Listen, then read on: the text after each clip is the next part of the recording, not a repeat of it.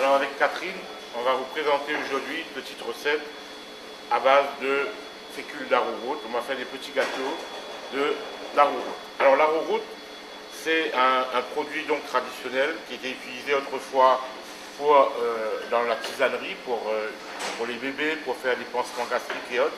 Et on avait l'habitude de la tradition de réaliser des bonbons d'arrowroot, qui aujourd'hui malheureusement se fait un petit peu de plus en plus rare parce que ça reste un produit qui est assez cher. Aujourd'hui, nous allons faire une autre version un peu plus simple pour la ménagère. On va faire une pâte à gâteau. Et au lieu d'utiliser la farine, on va utiliser la fécule d'arrowroot.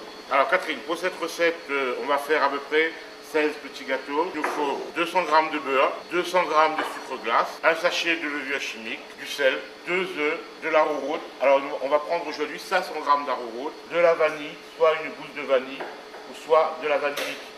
Alors Catherine, pour réaliser cette recette, on va mélanger le beurre découpé en petits cubes, le sucre glace, et à l'aide d'un fouet, on va blanchir le mélange. On va mélanger, bien mélanger. On va incorporer le sucre glace et on va mélanger, blanchir, on dit aussi crémer ce mélange. On prend du sucre glace parce que le mélange va se faire plus facilement et ça nous permet aussi d'avoir un produit qui reste de couleur blanche pour essayer de ressembler à la tradition, pour avoir des bonbons qui restent très très blancs. Lorsque le mélange est bien blanc, il est bien crémé, on va rajouter donc une pincée de sel. Alors même si c'est une préparation sucrée, la pincée de sel permettra de faire ressortir le goût des aliments et notamment la fécule d'arrowroot.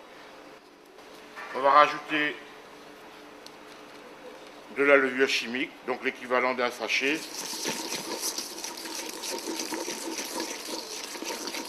Lorsque le mélange est bien homogène, on va donc rajouter les 2 œufs. On rajoute, on va faire le mélange.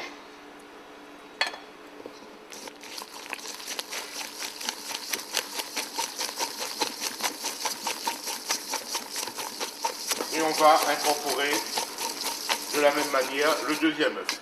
Alors la quantité d'œufs peut varier suivant la grosseur. Une fois qu'on aura incorporé la fécule, si la pâte est trop sèche, on va éventuellement ajouter un troisième. Tout dépend de la grosseur des œufs utilisés. Le fait de rajouter la matière sèche dans quelque chose qui est humide, on va avoir une bonne humidification, c'est-à-dire la fécule va être humidifiée à la présence de l'œuf et le mélange va se faire plus harmonieusement, il y aura moins de grumeaux dans le mélange. Lorsque le mélange est bien homogène, on va donc verser en pluie ou petit à petit la fécule d'arrowroot sur le mélange. Aujourd'hui, on découvre encore les bienfaits de l'arrowroot. Le seul problème, c'est que c'est un produit facilement falsifiable parce qu'on peut le confondre avec d'autres fécules, notamment la fécule de manioc qui coûte beaucoup moins cher. Et beaucoup de gens ne se privent pas aujourd'hui de tricher et d'utiliser la fécule de manioc, ce qui pose aujourd'hui quelques petits problèmes d'authentification, de vérification de la fécule. Alors la consistance de la pâte, bon, elle est un tout petit peu épaisse parce qu'on a utilisé des petits œufs.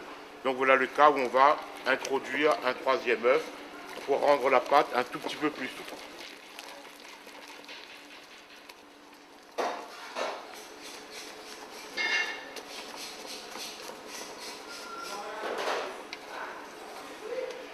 On va incorporer, pour aromatiser notre préparation, soit une gousse de vanille, soit quelques gouttes de vanille liquide. Donc à l'aide de 2 cuillères, on va mouler dans des petites caissettes en papier une certaine quantité de pâte et on va les cuire aussitôt. Alors je répète quand même que ce n'est pas la version traditionnelle du bonbon l'arrowroot. Le bonbon traditionnel, c'est une pâte qu'on découpe à l'emporte-pièce et qu'on met sur une plaque, on fait cuire un peu à l'équivalent d'un petit sablé. Là aujourd'hui, c'est un gâteau à base de fécule d'arrowroot, mais c'est en aucun cas la recette du bonbon arrowroot qu'on trouve traditionnellement dans les boutiques. On va enfourner donc des petits gâteaux à base d'arrowroot dans un four à 160-170 degrés pendant 7 à 8 minutes environ.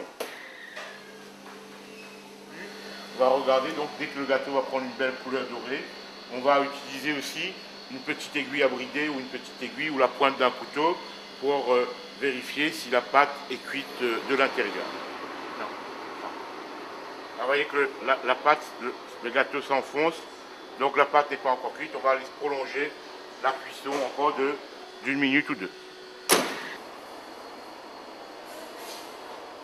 Voilà, on enlève et on vérifie. Voilà, l'aiguille ressort nette, propre, donc nos petits gâteaux sont cuits. Pour une meilleure présentation, on va tout simplement rester très simple. On va saupoudrer ces petits gâteaux à base d'arrow-root avec du sucre glace. On aurait pu pour des enfants mettre du chocolat, ou mettre du coco râpé, ou mettre des vermicelles dessus.